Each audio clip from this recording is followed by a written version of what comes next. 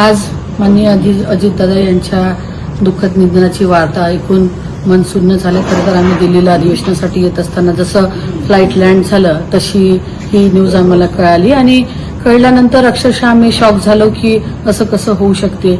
आज अजितदादा हे महाराष्ट्रात नेतृत्व करत असताना त्यांनी कधी पक्ष पाहिला नाही, कधी जात पाहिली नाही. 5 वर्ष आमदार म्हणून देखील मी दादासोबत काम केलं. वैयक्तिक आमचे संबंध देखील दादासोबत होते आणि त्या माणसानं कधी आलेला माणूस हा कुणाचा आहे, कुणा पक्षाचा आहे हे न पाहता एक महाराष्ट्राचं खंबीर नेतृत्व म्हणून काम केलं. असा नेता पुन्हा होणार नाही.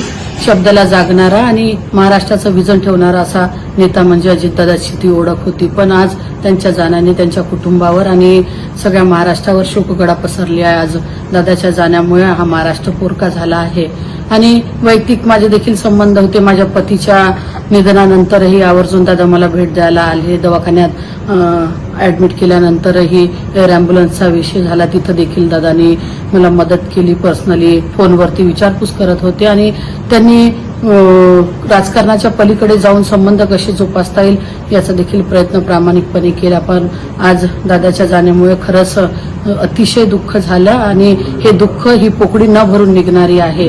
आज मी माझ्याकडून, माझ्या पक्षाकडून आणि माझ्या कुटुंबाकडून आदरणीय दादांना भावपूर्ण श्रद्धांजली अर्पण करते.